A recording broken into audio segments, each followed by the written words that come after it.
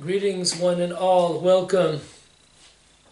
Super Wednesdays here in the Holy Apple, in the Holy Land, in the Holy Hilltop, Tal Binyamin. We are on the 17th day of Shvat 5782. Hope everybody had a tremendous, happy, and meaningful Tu B'Shvat celebration wherever you are. Okay, today I have to tell you a story to begin with. Saw an amazing sight. I was exercising up in the hills in Elon Moreh, and I looked towards the north of Israel, and I saw snow on top of the Hermon. Now, Elon Moreh to the Hermon, it's probably about 400, at least 400 kilometers. So amazing sight there up on top. Elon Moreh is about 700 meters above sea level. The Hermon is 2100, so it's 3 times as high as Elon Moreh. Beautiful sight. You can only see it a few times a year when there's snow on the Hermon in the Golan Heights, and when there's clear vision. So anyway, amazing sight. Okay, today, put on a few seatbelts. Today, our class will be the following.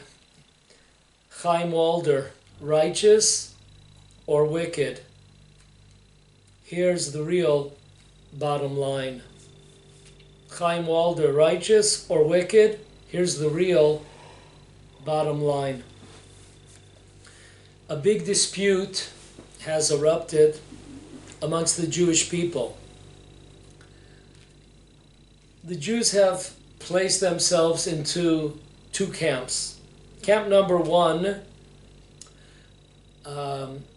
they have coined this person, this author. From here on, I'm just going to call them CW.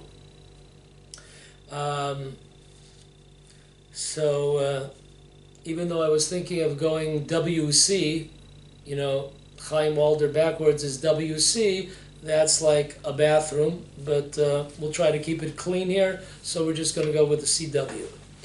Okay, the first camp coined him as, "May the memory of the righteous be blessed."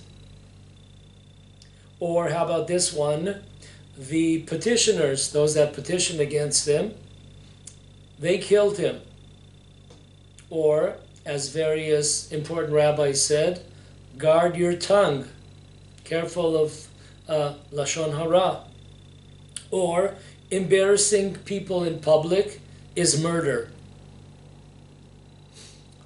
The first camp are people that his books will remain on our shelves and in our homes, and even in some bookstores, his books still remain on the shelves. Last but not least, some coin him as Rabbi Chaim Walder. Of course, the second camp is the opposite of what we said according to the first camp. Okay, so let's try to look with an honest eye. Let's try to look at this tragic case. Okay, number 1.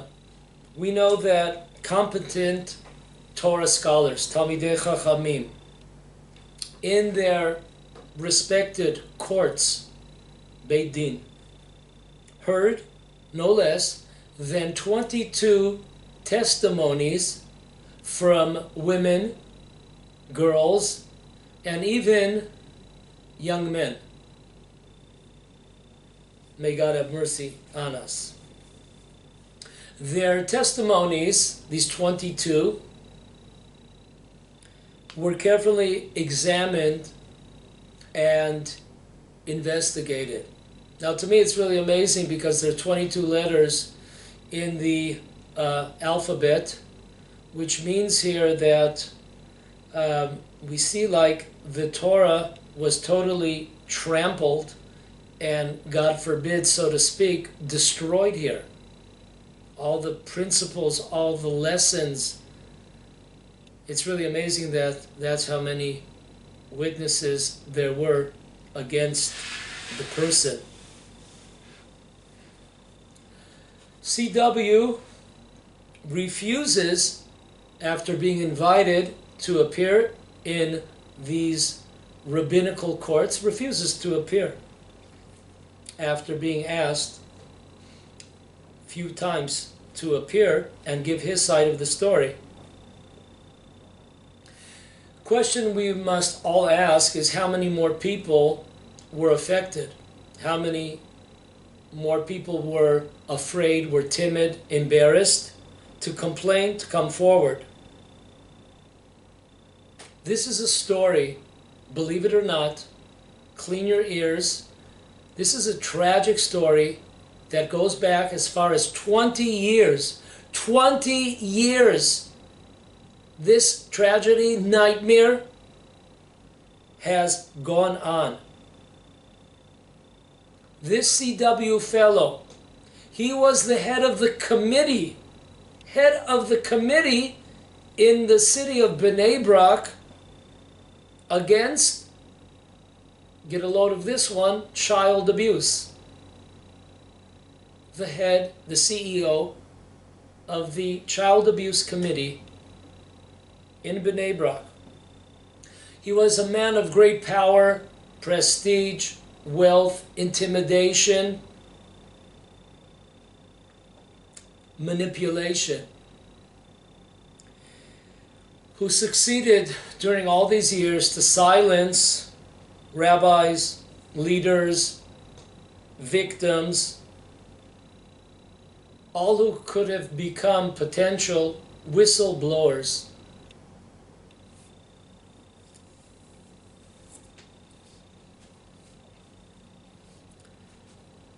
Well, pretty heavy.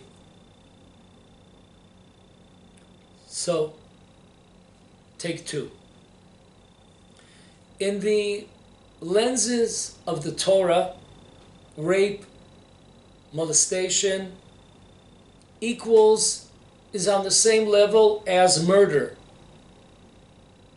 That is the true take on such behavior.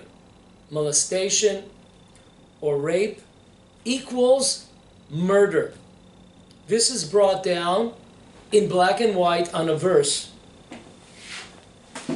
in the Torah, Deuteronomy chapter 22, verse 26.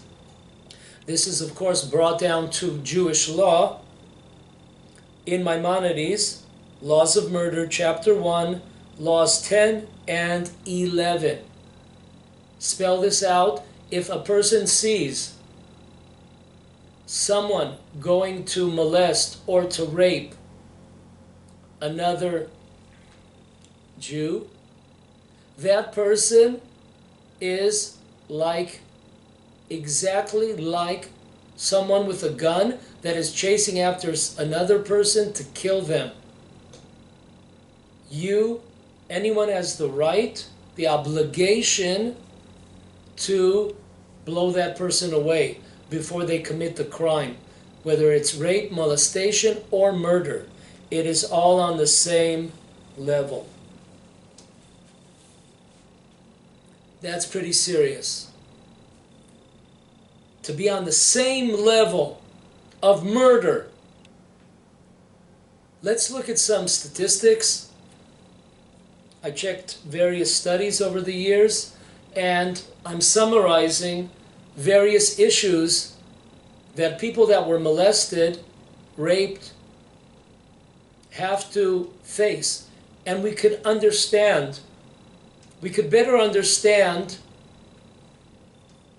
how unbelievable, how wise, so to speak, the Torah is thousands of years ago. In comparing molestation and rape to murder, how the Torah saw this thousands of years before. Because these people, they might be walking around, but they're dead zombies in many categories in their lives. they're the walking dead.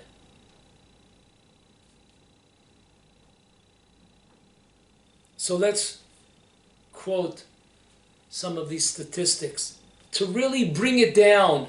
Not something a person was raped or molested, it remains somewhere upstairs. Let's bring it down. An amazing fact.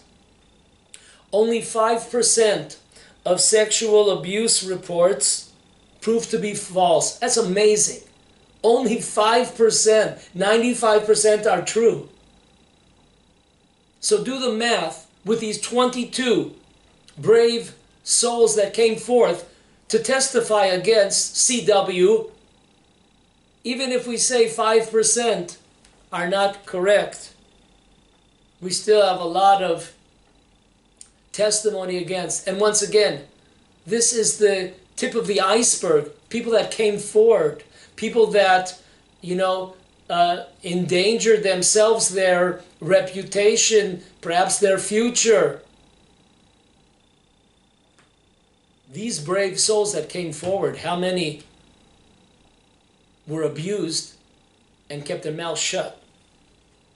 Listen to this. 70 women, this is in the United States, 70 women commit suicide daily as a result of sexual abuse. 70 women who were sexually abused, molested, commit suicide in the United States every single day. Frightening. Teens, ages 14 to 17, 1 out of 4 in that age bracket, 1 out of 4 have been molested. That's 27.3% of teens ages 14 to 17 have been raped or molested. Such people, such victims, are a major risk to develop psychological and social adjustment problems affecting married life and parenthood. It's amazing. This thing continues on. The nightmare. It's death. It's a living death. It's a living hell. PTS disorders, post-traumatic stress disorders.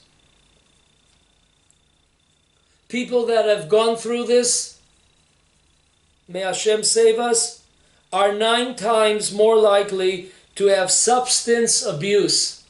That's alcohol and drugs. 9 times more likely.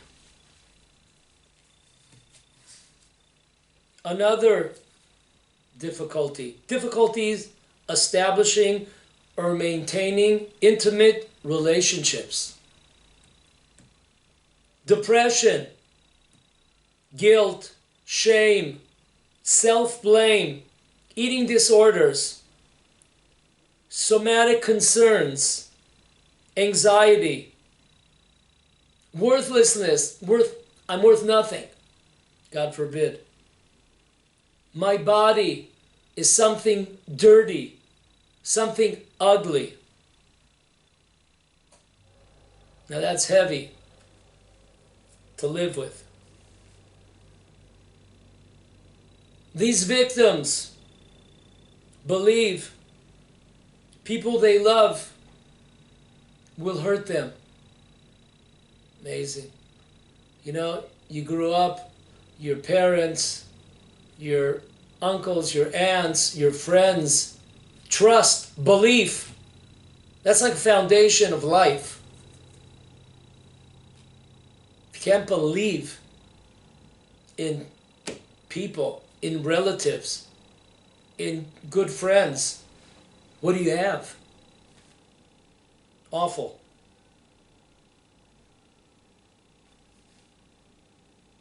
As we know, most of these crimes are perpetrated by people that are known to the victims. There's some kind of association with one another. Most of the cases, I think I saw, I think in the 70 something, 78% of cases, there's some type of association between people. Next, such victims experience negative feelings such as anger, disgust, and guilt when touched. Amazing. Somebody touches them, makes them angry, disgusted, and feelings of guilt. And amazing, perhaps this takes the cake. Studies that took place saw a similar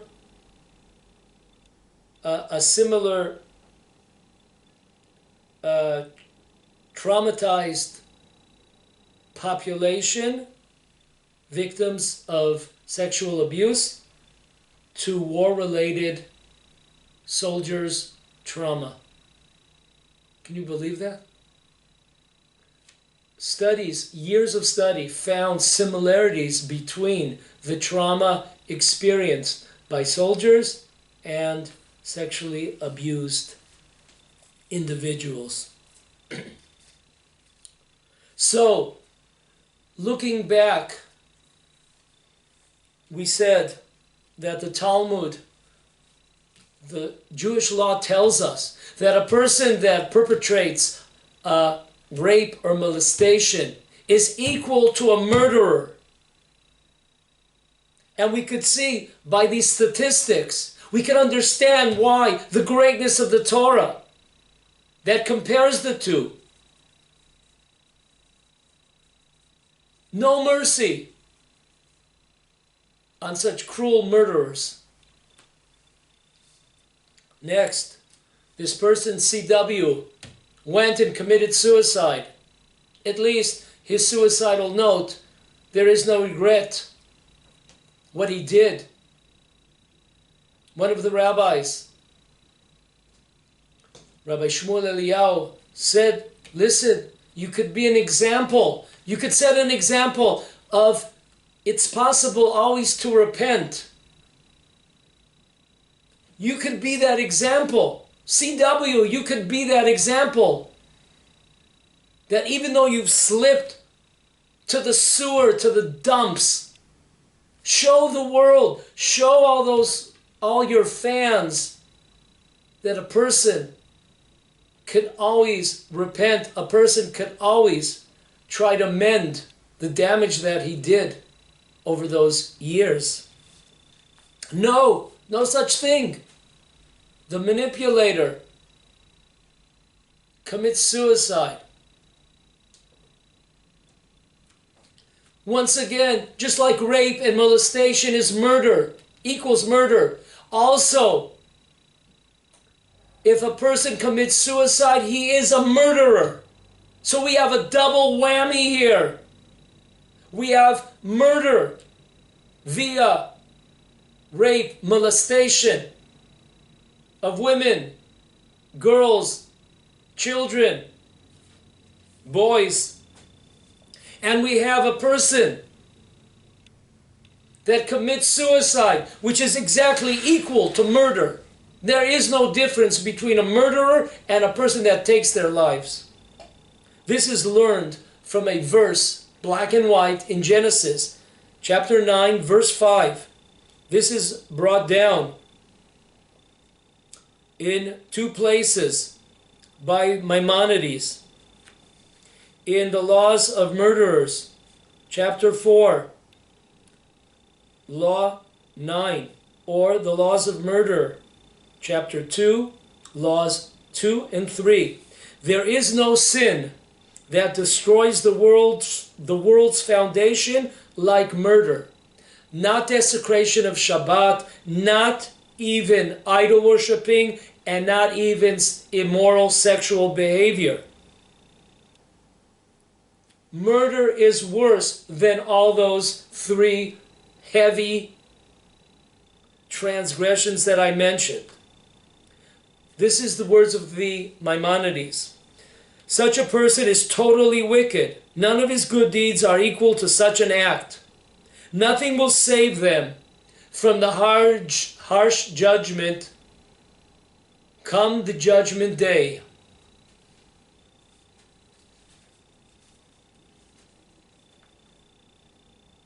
Do relatives mourn such a person that commits suicide? He's a murderer.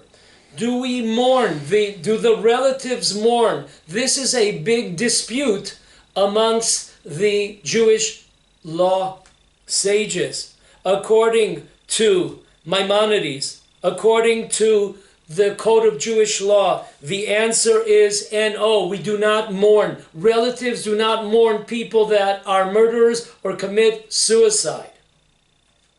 This could be found in Maimonides, the Laws of Mourning, chapter 1, Law 11, or in the Code of Jewish Law,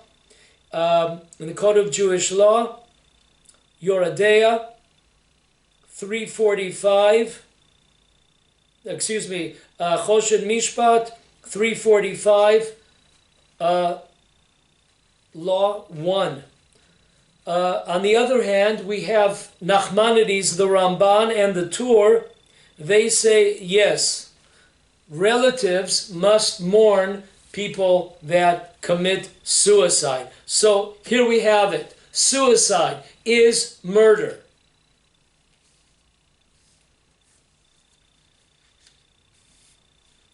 And such people are not eulogized.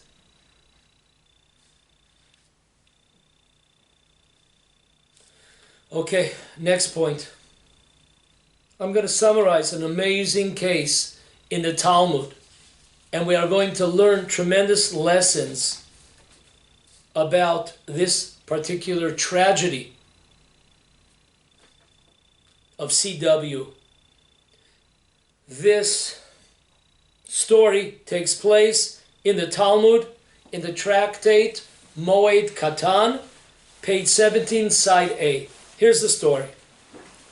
Listen, it's really an amazing story. There was a great Torah scholar, not a Torah scholar, but a great Torah scholar. This great Torah scholar was responsible for the teaching of the masses in that Jewish community in the times of the Talmud. Okay, so this is a big gun here. This is a big fish. Unfortunately, there were bad rumors. We'll explain what does it mean, bad rumors that were circulating around regarding this tremendous giant in Torah amongst his community. So, I'll bring down 3 commentaries. What exactly were the bad rumors that were being circulated about this tremendous Torah giant who was responsible for the education of the masses? The Richter writes on this section of the Talmud that the rumors were that he was sitting privately with single women. This great Torah giant would sit in a private domain with women, single women. That was the bad rumor that was circulating. According to the Tashbetz, what were the rumors circulating? A little bit different, a little bit of a twist. He was an adulterer. He was having relations with another, perhaps other women that were married. According to the Tosfot, he this Torah giant partaked in immodest sexual behavior. So anyway we slice the cake here, these bad rumors that were circulating about this Torah giant scholar all had to do with improper, immodest sexual behavior that a Jew is, that God expects of every Jew. So Rabbi Yehudah deliberated what should be done about the situation. On one hand, Rabbi Yehudah said, this scholar, he is our main teacher of Torah. We need him. Students need such a mentor, such a wise person, such a vast knowledge of Torah.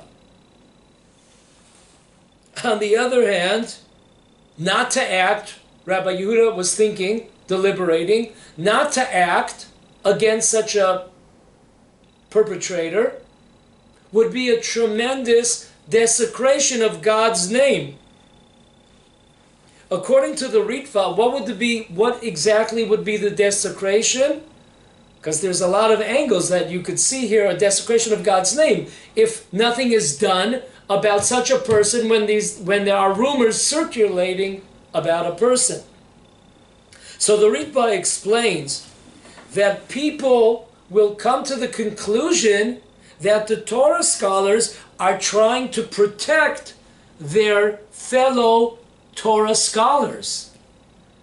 Birds of the same feather flock together. Instead of meting out justice, they're trying to protect, they're trying to silence these tremendous sins. So, thank God, Rabbi Yehudah stood up and he was the whistleblower. And he came up to Rabba Bar Chana, and Rabba Bar Chana, he responded with a verse in the Torah, in the book of Malachi, chapter 2, verse 7, that a teacher of Torah has to be on the pedestal of an example of behavior, of good characteristic traits, of honesty, of goodness, of kindness. That not a person today, there are computers that know more than perhaps Torah scholars. But in the end, they're computers. But there is a verse that was quoted by Rabba Bar Chana. No, if a person is a teacher, then a person has to be an example for the children or for the students that he or she teaches. That's who we're looking for. Notice, dear friends, so far, what we've been talking about, this case in the days of Rabbi Yehudah in the Talmud, there were no testimonies here. There were rumors circulating. And there's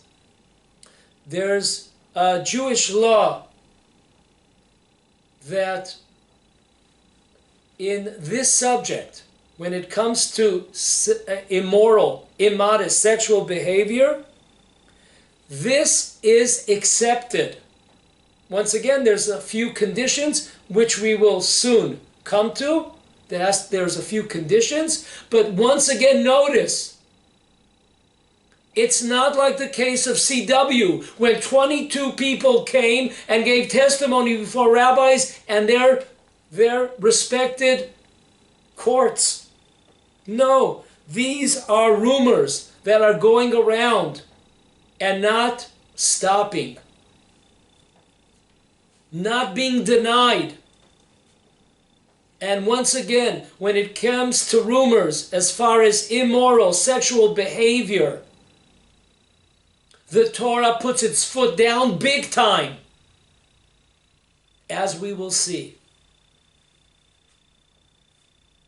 This, by the way, folks, is learned out that there were no testimonies here. There were no witnesses that came forth. But there were bad rumors circulating. This is brought down as Jewish law in Maimonides, the laws of the Sanhedrin, the tribunal court, chapter 24, Halacha, law 5. Or also, this is brought down also in Halacha, the Talmud, Kiddushin, page 81, side A. The same idea is that punishment can be meted out to such perpetrators, predators, when it comes to sexual behavior, immoral sexual behavior. So this is not just an idea of the Gemara that remains an idea. This is brought down in black and white in Jewish law. Going on with the story. Rabbi Yehudah put this scholar in excommunication. After a period of time, Rabbi Yehudah became very ill. Eventually, from this disease that he had, he would eventually succumb and pass away a short period after this happened. So, when Rabbi Yehudah became ill, other scholars came to visit Rabbi Yehudah and try to encourage him and try to make him feel better. Amongst these scholars was this tremendous Torah giant who was put into excommunication. Now, he must have been standing a certain amount of distance, where if you're excommunicated, there are many laws. One of them is you have to be a certain amount of distance away. But anyways, this Torah giant who was excommunicated by Rabbi Yehudah is also comes to visit. To this Torah giant who's in excommunication, it appeared as if Rabbi Yehudah was smiling. Now this Torah giant took it in the wrong way. He was thinking that, like Rabbi Yehudah is enjoying the fact that I'm suffering in excommunication. He's laughing at me. So this Torah giant comes and says, "Why are you laughing at me?" Rabbi Yehudah said, denied this. "I'm not laughing at you. I was just at a tremendous feeling inside my soul of happiness that God had given me the courage to stand up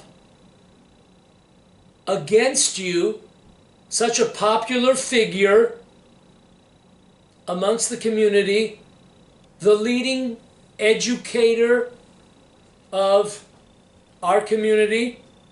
God gave me the stamina and the courage to stand up against you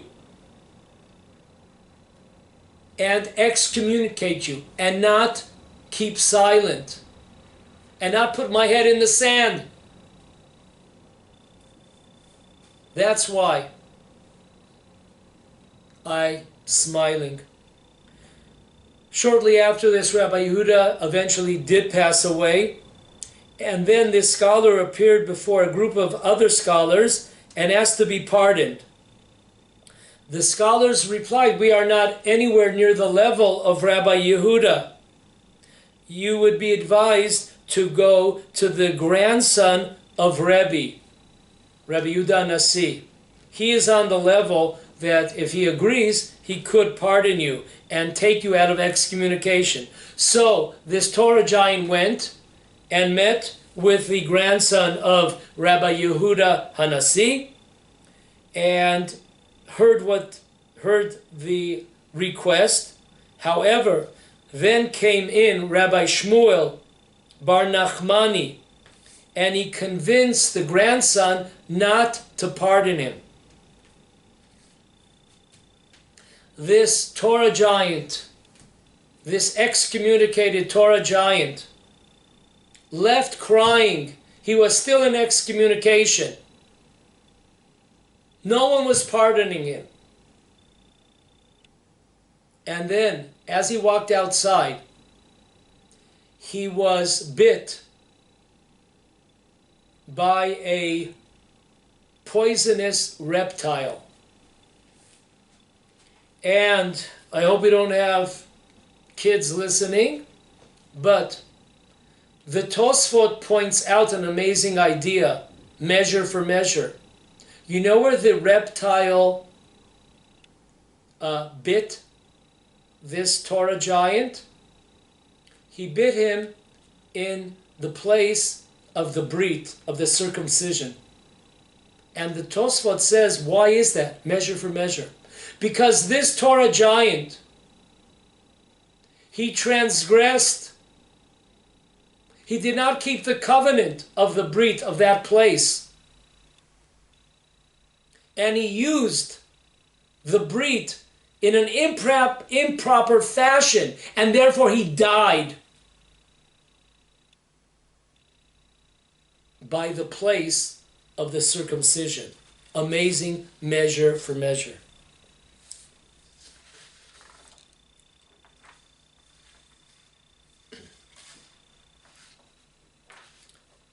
Okay, we will, for this first part, we will bring in laws.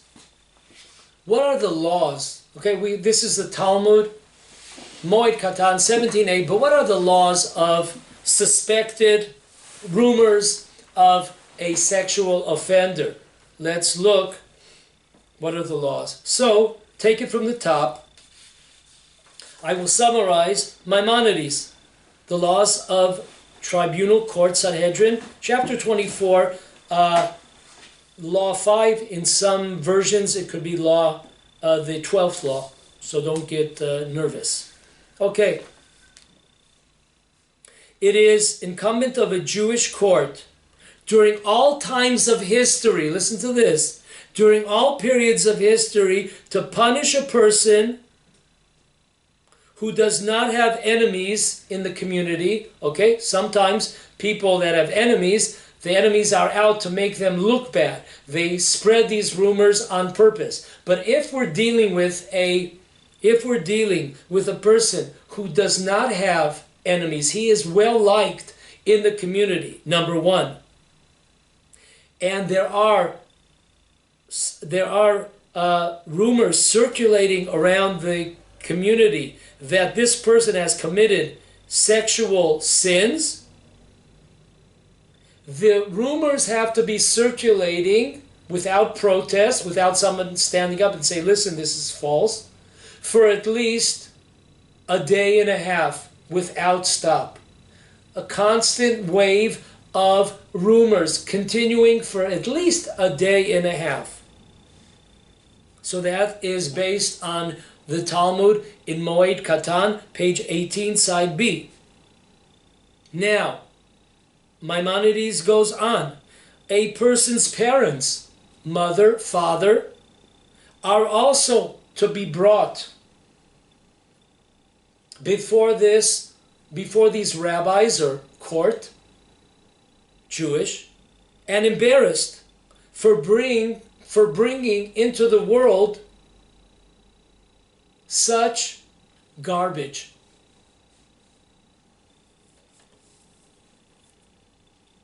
Molesters, rapists, etc. That's pretty, and that is pretty strict. But that is pretty, okay, that is pretty rough. But that's the words of the Maimonides. We look at such a situation as murder, and we take strict precautions and strict action to punish these people, and we embarrass them. We embarrass them. These are not my words.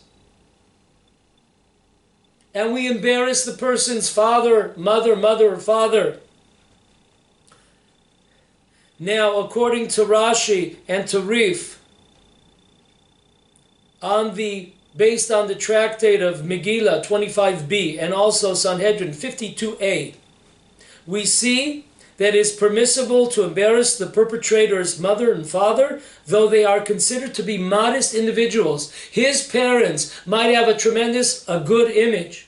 However, if they have such children, they are held to some degree accountable, and they too take an embarrassment, a big chunk of embarrassment on their heads for bringing in such a predator to the world,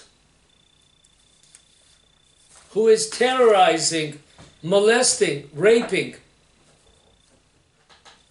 other Jews.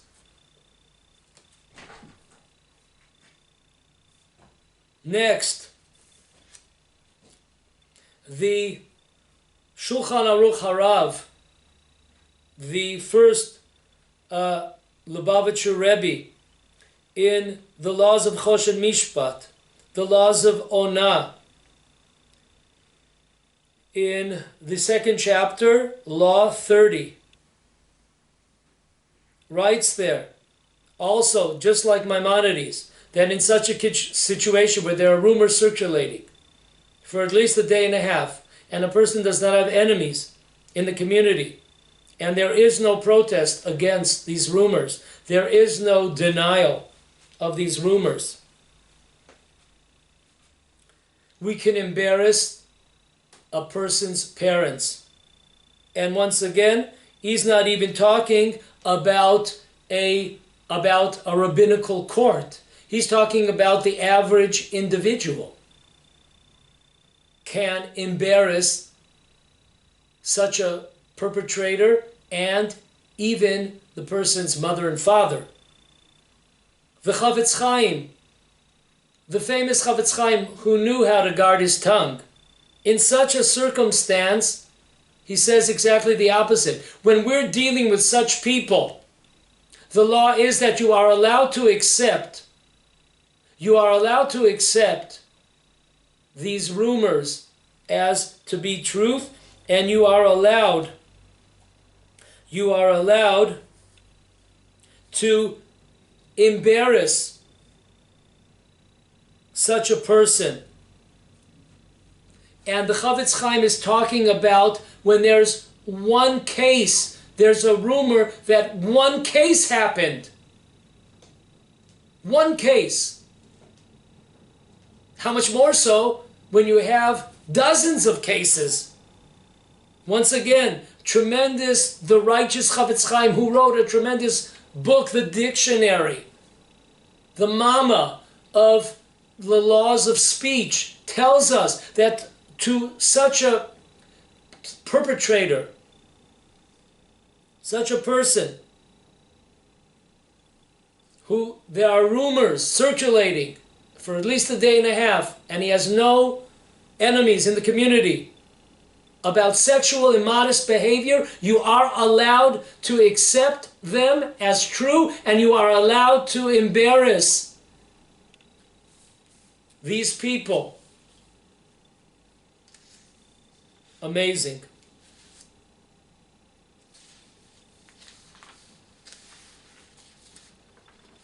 Okay, so don't touch that dial. With God's help, we will be back in a week here to finish off this very, very important subject, unfortunately, that has come to our doors of the Jewish community. See you guys next week.